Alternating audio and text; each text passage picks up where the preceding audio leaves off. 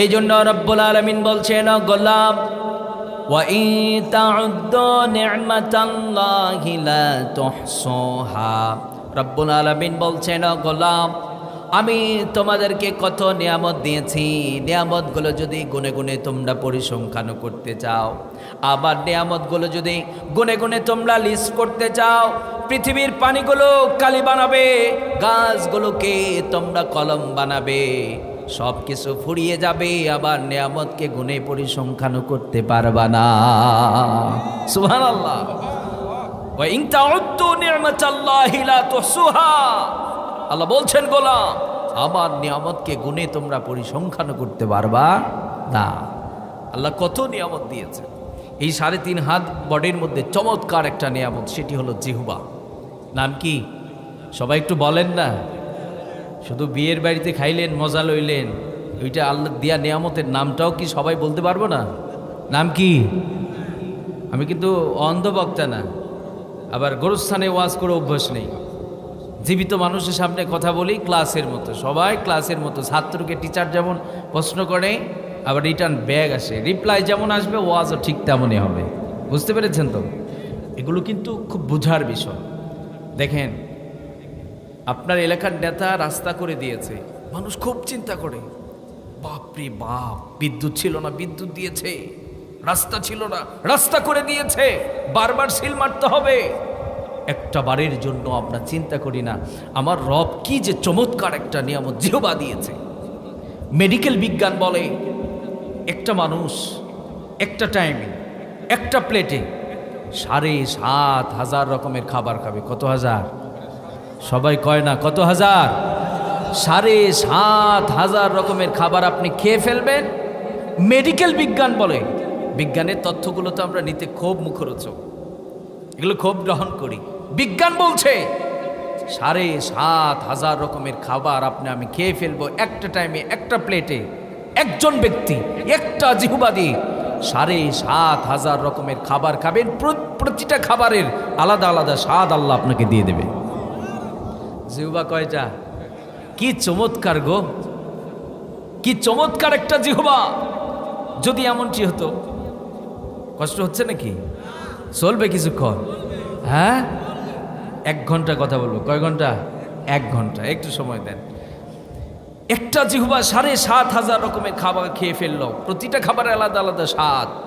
এই যে চমৎকার একটি জিহ্বা, যদি এমন হয়ে যেত আপনার ছেলের শ্বশুর বাড়ি, আপনার কি বিয়ের বাড়িতে রওনা করেছে, যদি এমন হতো আপনি গরু খাবেন, গরুর স্বাদটা নেবার জন্য আলাদা ফ্লেভারের, গরু ফ্লেভার যুক্ত একটা জিহ্বা আপনাকে নিতে হবে। খাসি খাবেন, খাসির ফ্লেভার যুক্ত একটা জিহ্বা লাগবে। যদি এমন হতো গরু খাবেন আলাদা জিহ্বা, মুরগ খাবেন আলাদা জিহ্বা, পোলট্রি খাবেন আলাদা জিহ্বা, এরপরে আপনি শাক সবজি যা আছে খাবেন, প্রতিটা খাবারের আলাদা স্বাদ নেবার জন্য আলাদা আলাদা ফ্লেভার যুক্ত জিহ্বা লাগবে। যদি এমনটি হয়ে যেত, রাজনীতি করার সময় থাকতো, ব্যবসা করার সময় থাকতো? হ্যাঁ, ওই সারাদিন জিহ্বা চেঞ্জ করতে করতেই সময় শেষ। কথা বলেন? এটা আল্লাহ সুবহানাহু ওয়া তাআলা কি পারফেক্ট একটা জিহ্বা দিয়েছেন। গোলাম, পৃথিবীর মানুষ দিতে পারবে না, আমি দিয়েছি। তোমরা তো আমার কাছে আবেদনও করো না, আমি না চাইতেই দিয়েছি। একটা জিহ্বা দিয়ে 1000 রকমের খাবার খাবা। একই গরুর গোস আলাদা বাবুর্চি রান্না করেছে, ওই এক গরুর গোস আলাদা বাবুর্চি রান্না করেছে, তাই ওই একটা গরুর গোসে আলাদা স্বাদ পাওয়া যায়। সুবহানাল্লাহ। আমি তো মনে করি এক জিহ্বা নিয়ে যদি গবেষণা করি আমরা, আমি তো মনে করি মাথা ঠিক থাকবার কথা নয়। আল্লাহ যে এত চমৎকার নিয়ামত দিলেন, এটা চিন্তা করার পর একটা মানুষ ঠিক থাকবার কথা নয়। তারপরও কেমনে আমরা কোরআনের বিরোধিতা করি, কেমনে আল্লাহর বিরোধিতা করি। আজকে কিছু কিছু মানুষ আছে এত অহংকার, বলে সব কিছু আমার, এলাকা আমার, খায়া ফেলামো।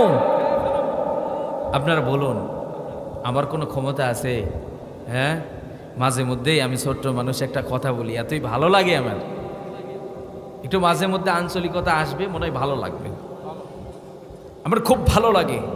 আমি যদি বলি এই খেলনা, এটা খেলনা ইউনিয়ন না, খেলনা ইউনিয়ন, এটা পুরোটাই আমার। আমি এই এলাকাতে কিছুদিন থেকেছি। আমার মনে আছে দেবীপুর বাজার একটা প্রোগ্রামে কথা বলতেছিলাম। হক কথা বলার কারণে একদল মানুষ আমাকে বলা হলো, হুজুর এগুলো বলবেন না, এগুলো বলবেন না। তারা ক্ষমতার দাপট দেখায়। ক্ষমতা চিরস্থায়ী হয়, ক্ষমতা চিরস্থায়ী হয়, ক্ষমতা থাকে, কেউ কেউ দেশ থেকে পালায়। কথা বলেন, ওই ক্ষমতার দরকার আছে? হ্যাঁ, যেই ক্ষমতার দাপট দেখিয়ে মানুষকে দমিয়ে রেখেছেন, ওই ক্ষমতা এমন লাথি মারবে দেশের মাটিতে থাকা কপালে জুটবে না। কথা বলেন, এটা যদি আমিও হই, আমার ভাগ্যে ওইটাই জুটবে। আমরা কাউকে টার্গেট করে কথা বলছি না, তবে জালেমদেরকে আল্লাহ সাজা দেন যাতে করে যারা আছে তারা দেখে দেখে যেন শিক্ষা নিতে পারে। আল্লাহ তো জালেমদেরকে এমনি এমনি শিক্ষা দেয় না। জালেমদের যে কঠিন পরিণতি হয় পৃথিবী দেখে, পৃথিবীর মানুষগুলো দেখে দেখে যেন শিক্ষা নিতে পারে। কথা বলেন ঠিক কেনা? এই যে ফেরাউনের কঙ্কাল আজও আছে, কেন আছে? আমরা যেন শিক্ষা নেই। কিন্তু আমরা এমন মূর্খ জাতি, আমরা শিক্ষা নেই না। দেখি ততক্ষণ মনে থাকে যখন চোখের সামনে থাকে, একটু আড়াল হইলেই ভুলে যায়। কথা বলেন। তা আজকে যারা ক্ষমতার দাপট দেখায়, যারা মনে করে এলাকা আমার, খেলনা ইউনিয়ন আমার, আমার এই ইউনিয়নে কেউ কিছু করতে হলে আমার থেকে পারমিশন নিতে হবে, আমি যদি চুরিও করি কেউ বলতে পারবে না। আমি তাদেরকে বলি, এই ক্ষমতা থাকে না, ক্ষমতার দাপট দেখাবেন না, কারণ ক্ষমতা কার? তাবারাকাল্লাযী বিয়াদিহিল মুলক ওয়া হুয়া আলা কুল্লি শাইইন কাদির। ক্ষমতার মালিক কে? সকল ক্ষমতার মালিক কে? সেই ক্ষমতার দাপট দেখাবেন। তা আমি বলতেছিলাম যে আমি মাঝে মধ্যে বলি, যারা বলে এলাকা আমার, আমি তাদেরকে বলি, ভাই একটি বার চিন্তা করেছেন এলাকার কথা বাদ দেন, আমি নিজে তো আমি আমার না, আমি আমার না, আমি কার? যুবক ভাইরা যারা আছেন, সুন্দর চেহারা পাওয়ার পরে মেয়ে পটায়, খালি কি করে? ওরা খালি হালাল হারামের তবিজ নাই, ওরা খালি প্রেম প্রীতির মধ্যে আছে। যুবকদেরকে বলতেছি, যারা মনে করছেন সব কিছু আমার, আমি আমার ইচ্ছা মতো চালাবো, ভাই আমি তো আমার না, আমি কার? আমি যদি আল্লাহর না হতাম তাহলে আমার ইচ্ছা মতো আমি চলতে পারতাম।